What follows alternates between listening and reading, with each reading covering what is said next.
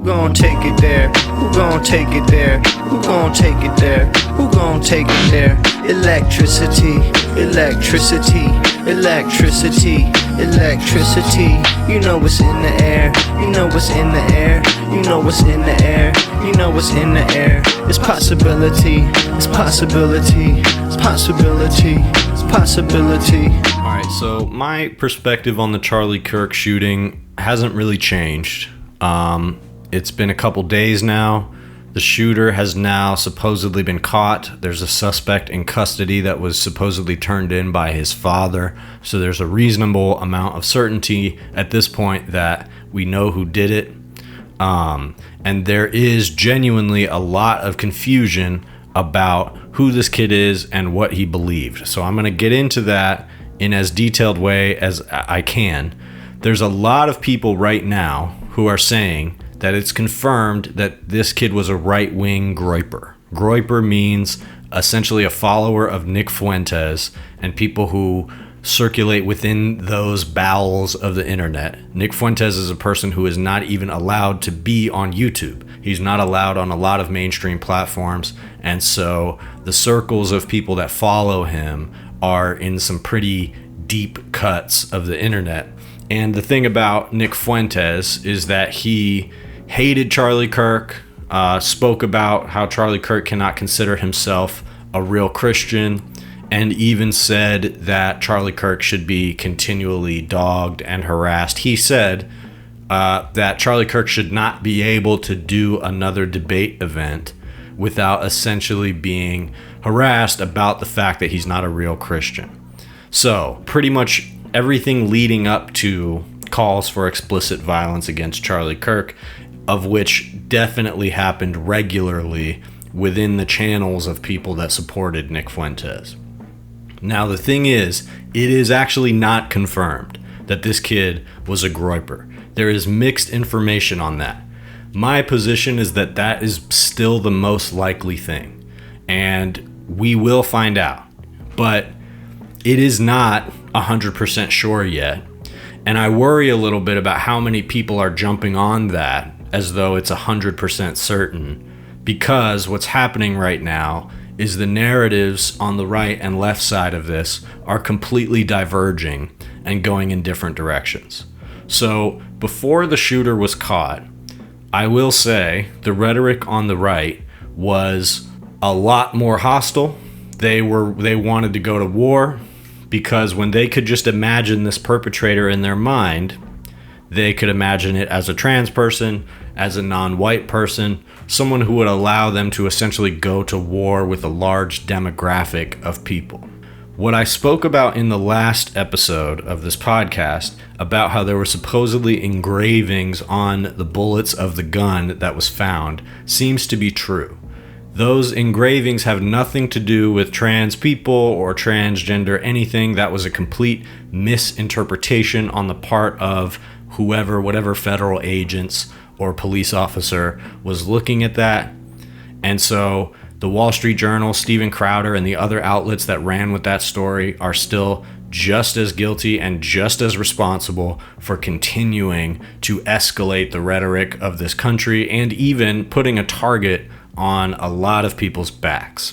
But there were engravings on the bullets that had references to anti-fascist this and that. There was some Italian anti-fascist song that was referenced, and it said, "Hey fascist, catch," or something like that. As well as I think the arrow symbols that were referenced were something relating to a video game. That's what they're saying now. We still haven't seen this stuff. I'm still a little skeptical of it, frankly. I don't know that we ever saw the bullets from Luigi Mangione that said deny, defend, depose on them. I don't know if it's customary to put that sort of thing out or not. But it seems like a really easy way to make political claims about somebody without them having to be substantiated. But if we're going to assume that's true, what we do know for sure is that this kid was making anti-fascist references of some kind. I don't recognize the language that he's using here.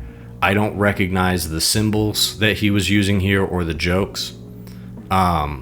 There is a game called Helldivers 2 that I don't know a lot about, but I think there is a certain user base of that game. I think it's a popular game among people who are left-leaning.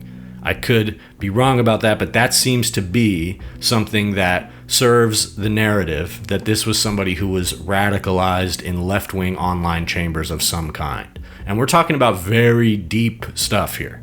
We're talking about discords where people are saying things that they never expect to be public, and deep channels of radicalization that do in fact exist in many places on the political spectrum. And a lot of the shooters, including the shooter in Colorado, as well as I think the two most recent, most prominent shooters in America before all of this happened, were connected with a more right-wing group that not only had like weird accelerationist intentions and also did this thing where they propagate memes that are bizarre and inscrutable, but they also specifically tried to use political language that was confusing. And the trans shooter, who was, like I said, the most recent, most prominent shooter, I think it was in Minnesota, was by and large somebody who was radicalized in a right-wing way and was using right-wing language that was written on his weapons and other paraphernalia. And so this is the type of radicalization that we're starting to see in 2025. It's different from what we were experiencing in the first Trump era and a little bit after that, when things got weird after the initial impact of COVID, etc. The online culture has evolved into something different. And there are very deep channels where people of different political stripes are finding themselves, and in some cases being radicalized in very bizarre ways that don't necessarily make sense in the traditional sense of like, this person wants right-wing violence, this person wants left-wing violence. So there is also evidence that this person could be sort of on the groyper side. There are, Halloween costumes that he wore that seem to be right-wing references. It also is known that people of this stripe, specifically on the right wing, will try to frame trans people, anti-fascists, etc. So that's not out of the question. But until we know more, we cannot say for certain that this kid was a so-called groyper. I think that might be confirmed sometime soon, and I am still of the opinion that he probably is, and I'll tell you why. The reason I think that is because in terms of the personality profile, looking at the type of person who would commit this type of crime, that's what law enforcement has to do, like high-level law enforcement has to do when they're trying to investigate a very bizarre, very specific type of crime. And they have to work backwards from the actual crime itself, and they have to ask themselves, what type of person would do this? So, I'm not an expert on that sort of thing at all, but in my opinion, everything about the cultural background and the context of this shooting that we know so far points to the fact that this kid was at least raised in a way that he would be right-leaning. He was definitely raised by Republicans. He seemed to be raised in a family that liked guns, where he was exposed to guns and trained with guns from a young age, as well as different political references, in some cases on the right-leaning side, or what appears to be on the right-leaning side, going back many years with this kid. And he was also from a Mormon family. So to me, what that says is that he was raised in a context where he would have been exposed to a lot of different political propaganda, especially the kind that Charlie Kirk and others espoused. And it seems to me that was his starting point. What we don't know is in what direction was he radicalized on an individual basis. And now the main narrative that I see Fox News and other outlets like that running with is that this was a kid who was radicalized because he went to college, which is an interesting narrative if you think about it. They're not saying that he was always like this, he's one of these radical left-wing, blah, blah, blah. So they're almost kind of acknowledging that he wasn't raised in a context to be left-wing. Or maybe they're trying to give the family an out and say, oh, he was raised perfect, but then he went to evil left-wing liberal college and was radicalized. He went to college for 1 semester and then dropped out and went to electrical school and went to school to be an electrician. So not exactly a radicalizing type of program, I don't think. And while it's not impossible that he might have earnestly had some kind of anti-fascist intention and he thought that Charlie Kirk was a fascist and he was left-wing and he wanted to kill him for that reason. That's not out of the question. And until we know for sure, you shouldn't let any other influencers convince you that that's out of the question. But to me, this crime seems like it would be more aligned with what a right-wing groyper would do, especially given this kid's background. That seems just like the more straightforward explanation. As bizarre as it can be for some people to wrap their heads around the idea that he might have been killed by somebody else on the right, that's also the pattern we are seeing. We are not seeing right-wingers be attacked by left-wingers. I don't even think that there's a single case of that happening except for on a small level, like something equivalent to Richard Spencer getting punched in the face. You just don't see this type of targeted and extremely brutal violence happening, because somebody on the left wants to provoke a reaction from the right or wants to kill somebody on the right.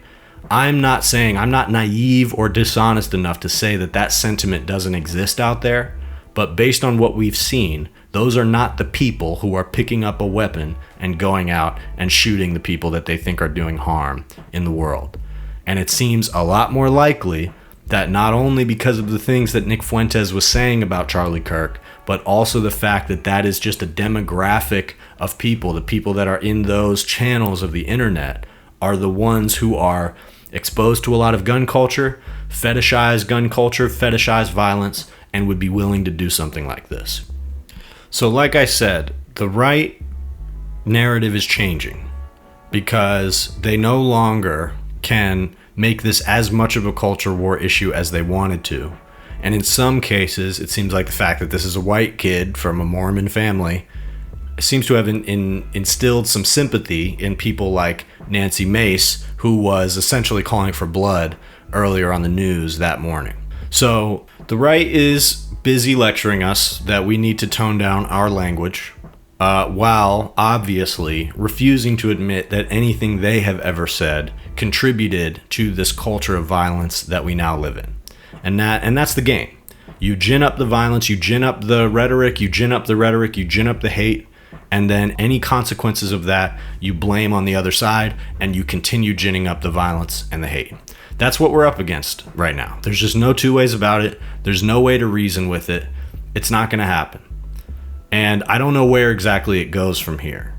But like I said, now that the narrative has been slightly complicated, if this had been a trans shooter, a straightforwardly trans shooter, even if it was like a right-wing one somehow, which did seem to be the case in Minnesota, that was exactly what they were looking for. And even that was exactly what Charlie Kirk was talking about in that exact moment, and it would have proven their point. Instead, in my opinion, this proves the opposite point. This disproves every single thing that they have ever argued about gun culture. Because it's not just the fact that this kid was able to get a gun and was able to go do this, which if you ask me, that's square one of the problem right there. The left, which these people are saying are, terrible, awful terrorists, and we wanted this and we have to go to war with you now. We have been advocating to make it so that this type of crime is harder to commit and that people like him are not able to get guns. This is exactly the type of person who would have been prevented from getting a gun. We don't know how he got it. But the other aspect of this is that this was a kid, like I said, he was raised in a gun family. He was an example of the culture that conservatives, including Charlie Kirk, promoted, that the responsible way to be a gun owner is to own guns, train your kids to use guns, train your wife to use guns. You're all ready for self-defense at any time, and nobody's going to come to your house in Utah and kill you because you're all well-trained. You know how to shoot, you know how to hunt, and you know how to use a gun well enough that you can even fidget and fuck with the internal parts of it. So a kid who was raised in a context like that, even if he was radicalized to the left, which I still don't buy, but let's say that's true. The reason this kid not only had access to a gun, but also was trained well enough to pull this off is because he was raised in a conservative family that taught him to do that. And I would imagine that that was a conservative family that would have credited themselves with being able to teach their son how to use a gun in a responsible way and how to be a responsible enough person to not go out and murder somebody else. So whatever the dynamics of that family are, I don't know. But what I know is that this is a refutation of the entire conservative cultural argument. Every aspect of it. And I don't know how much hope there is that we can recapture the narrative to not make it about radical left, this and that. Because the reality is the reaction of people on the left side of the spectrum is virtually immaterial. I agree that it's probably not best to be saying and doing things that are continuing to escalate the rhetoric. But I'm not going to act like the right-wing project that Charlie Kirk was a part of, spreading all the way to the Trump administration itself, has not been gloating in my face, threatening me with violence, and committing acts of violence against fellow citizens, other people in this country, people abroad, and telling me that I have to deal with it because they have no sense that anything anyone who disagrees with them ever says is in good faith. They just simply don't believe that. They don't believe that a leftist or somebody who's on the left or even someone who is a Democrat is capable of making an argument that is anything other than wanting to destroy America. That is what we're up against, not in your average conservative, not in your average person, but the people in power. And Charlie Kirk was indeed one of those people. And what people on the left would like as a result of this would be for guns to be harder to get for crazy people like that, and for us to have a general different approach to gun safety where we don't psyop ourselves into thinking that the more guns you perpetuate and pump into society at a breathtaking mass production rate, the more safe we all are. That's the type of insane propaganda that Charlie Kirk bought into, spread to millions of people, no doubt was going to raise his kids to believe. That is central to the conservative ideology at the moment. And what I would like is for all of us to live in a safer America where even if we have vehement disagreements with each other and think of each other as communists and fascists and whatever the fuck, that it's simply not going to happen that somebody's going to pick up a gun and shoot you for what you said. That's obviously the ideal situation. But instead of approaching it that way, what the right wants to turn this into is all-out war against anyone who culturally disagrees with them on anything. This is not about Charlie Kirk. Anybody who believes trans people should have rights, anybody who believes that, immigrants have a place in America and they shouldn't be arrested without due process, even if they're citizens, and anybody who criticizes Donald Trump himself, specifically for being a pedophile, which he is, those are going to be the lines upon which they begin to say, you are somebody who is ramping up the rhetoric that is getting conservatives killed. So what this is the manifestation of the culture war that they have been agitating for this entire time. And the reason Charlie Kirk's project was so duplicitous is because he was using debate as a tactic to not have some kind of reasoned disagreements where two people meet in the middle. I don't think Charlie Kirk ever changed his mind about a single topic in the course of a debate. That would be a debate. If you are open-minded enough to hear what the other person's saying and potentially change your mind, that's a debate. I don't think Charlie Kirk ever did that one time. So what his project was to push past the people that he was debating with and to try to push his ideology out into the world and sort of use the people he was quote unquote debating as stepping stones to make his ideology look more appealing. That method has worked. And if we have any chance of I don't think we can recapture the narrative in a mainstream way, at least not until a while, where we can get like a better grip on this situation, depending on how things go. But rather, we have to make sure that the alternate narrative is present. Because what's going to happen is a lot of conservatives and right-wingers, groypers, people who are, not as insane as that, they're going to spiral. And the things that they are saying are going to become increasingly insane, and they're also going to increasingly be incited by the even more inscrutable rhetoric of people from these online channels that are purposely trying to radicalize people. And so as that happens, we've got to make sure that there is some portion of the population that is still making sense in some way. And I only say that because we've not escalated to the point where this is all out war, tit for tat, retaliation. And that's probably what's going to happen. We're probably going to see an increase in stochastic terror of different kinds. And the only thing that could interrupt that is if some kind of definitive proof drops that this kid was on the right in a way that was further right than Charlie Kirk in some way and wanted him dead. I think that's probably true. They might try to suppress that if it's true. Trump might also just recognize that if there's other groups on the right that are radicalizing people against his own movement, that it's in his best interest to go after them and crush them. And that's what some people are saying, is that Nick Fuentes is nervous right now. Because if this kid does end up being a groyper, the administration is almost certainly going to come down on him. And so I think that that's probably what it is. But that doesn't change the fact that the right-wingers are going to keep running with their narrative. And we have got to focus on the cultural argument, because they are going to lose themselves in their psychopathy and their bloodlust, and maybe some really terrible things are going to happen.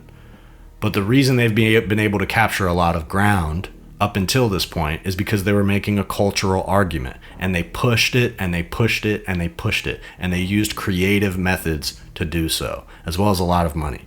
So we'll see what the actual escalation of this situation turns into.